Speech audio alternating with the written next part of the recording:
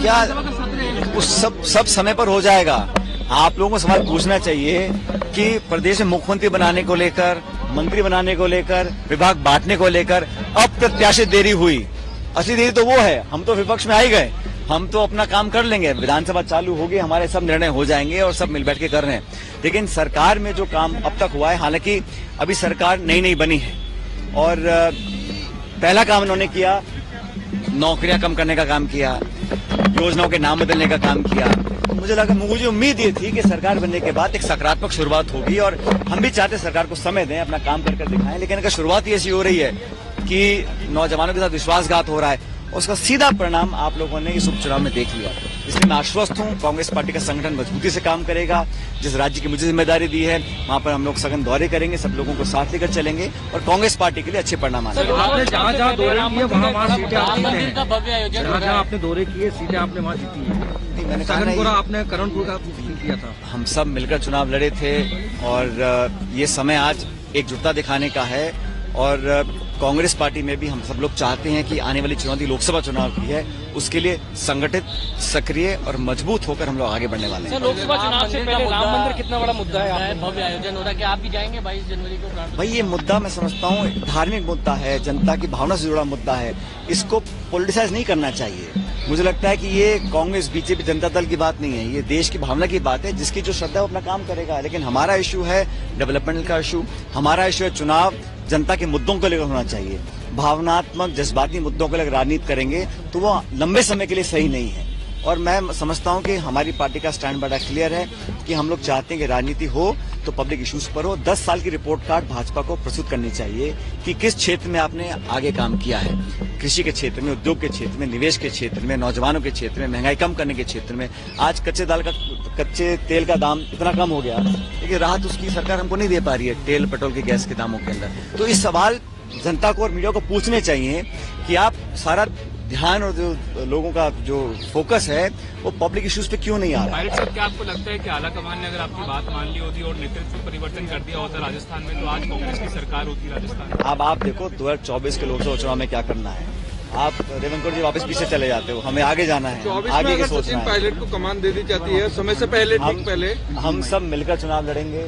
जैसा मैंने कहा, प्रदेश में, देश में पूरी रणनीति बन रही है, लगातार दिल्ली में हमारी मीटिंग्स हो रही हैं और जो इंडिया अलायंस बन रहा है, आप समझ रहे हैं कि जो इंडिया अलायंस का वोट शेयर है आज देश में, वो 2/3 वोट है, एनडीए का 1/3 है। इसलिए केंद्र सरकार घबराई हुई है कि अलग अलग जो इंडिया अलायंस के पार्टनर्स हैं, अगर हम मिलकर लड़ेंगे तो मुकाबला टक्कर का होगा और इंडिया अलायंस जीतेगा। इसलिए हमारा सीट शेयरिंग की चर्चा चल रही है। बहुत जल्द हर स्टेट में हम एक सीट शेयरिंग फॉर्मूला बनाएंगे, चर्चा होने के बाद उस पर हम अमल करेंगे और बहुत जल्द हम कैंपेन भी चालू करेंगे। लेकिन राहुल जी की यात्रा निकलने वाली है, मैं समझता हूँ इसका बहुत एक सकारात्मक प्रभाव कांग्रेस के कार्यकर्ताओं और देश में पड़ेगा। राजस्थान की 25 सीटों पर क्या आप प्लान बना चुके हैं और वो बिल्कुल चर्चा हो रही है। हमने अध्ययन किया है कहाँ कितना वोट है, कौन कैंडिडेट्स पहले रहे, कौन संभावित हो सकते हैं। कमेटियां बन गई हैं, प्रभारी बन गए हैं, स्क्रीनिंग चल रही है, ऑब्जर्वर्स हर लोकसभा क्षेत्र में लग चुके हैं और लगातार मीटिंग्स हो रही हैं। अभी 11-12 को एक और मीटिंग दिल्ली में होगी, उस पर पूरी चर्चा की जाएगी। बहरहाल मेरा ये मानना है कि कांग्रेस पार्टी कार्यकर्ता मजबूत है, उत्सुक है चुनाव के लिए और उमंग के साथ चुनाव लड़ेंगे और पूरे उत्तर भारत में और पूरे देश में कांग्रेस पार्टी का परफॉर्मेंस बहुत अच्छा है। सरकार योजनाओं के नाम बदल जाते हैं, इंदिरा रसोई का अन्नपूर्णा रसोई योजना कर दी जाए। अरे भाई, आप उस योजना को बेहतर बनाएं, कोई दिक्कत नहीं है। लेकिन ये पहले भी किया था उन्होंने, जब राजीव गांधी केंद्र बने थे उनका नाम उन्होंने बदल दिया था, अब फिर बदल रहे हैं। तो नाम बदलने की राजनीति केंद्र सरकार भी कर रही है और राज्य सरकार भी कर रही है। सरकारों को चाहिए नई शुरुआत करें, नई परिपाटी बनाएं, अपनी लकीर लंबी बनाएं, नई योजना बनाएं, नई प्लानिंग बनाएं।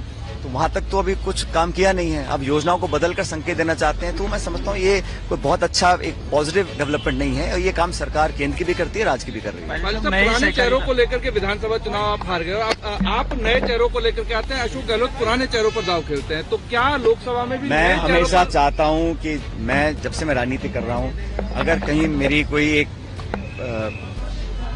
पहचान बने तो उन व्यक्तियों में बननी चाहिए कि मैं हमेशा नौजवानों को, नए लोगों को मौका देने के पक्ष में रहता हूं, चाहे वो नगर पालिका चुनाव हो चाहे पार्लियामेंट चुनाव हो। नए लोग, नौजवान लोगों को, प्रतिभाशाली लोगों को मौका मिलना चाहिए। ये कांग्रेस की भी सोच है, यही उदयपुर डिक्लेरेशन में हम लोगों ने कहा था और मैंने पिछले 25 साल में कोशिश की है कि नौजवानों को अग्रिम पंक्ति में आके खड़ा किया जाए। पायलट साहब, नए सहकारिता मंत्री देखते हैं आप क्या किसी पार्टी के साथ कांग्रेस का? नहीं, जिन स्टेट्स में सिर्फ भाजपा कांग्रेस का है वहाँ मैं नहीं समझता हूँ कि कोई अलायंस की ज्यादा गुंजाइश है, लेकिन बाकी ऐसे बहुत से राज्य हैं जहाँ पर इंडिया अलायंस के पार्टनर्स मौजूद हैं। महाराष्ट्र है, बिहार है, बंगाल है, और लगातार हमारी बातें हो रही हैं और कोई कितनी भी कोशिश कर ले लेकिन इंडिया अलायंस मजबूत रहेगा, इंटैक्ट रहेगा और हम लोग ऐसा एक 1-to-1 कॉन्टेस्ट बनाएंगे कि एनडीए को हम पराजित कर सकें। नए सहकारिता मंत्री कह रहे हैं कि उनकी सरकार किसानों के कर्जे माफ करेगी, जिन किसानों के कर्जे रह गए हैं। देखिए, बहुत जल्दी है, सरकार अभी बनी है, अभी मंत्री अपना पदभार संभाल रहे हैं, उनको समझने में समय लगेगा, लेकिन घोषणाएं तो उन्होंने अपने भाजपा ने घोषणा पत्र में की थी।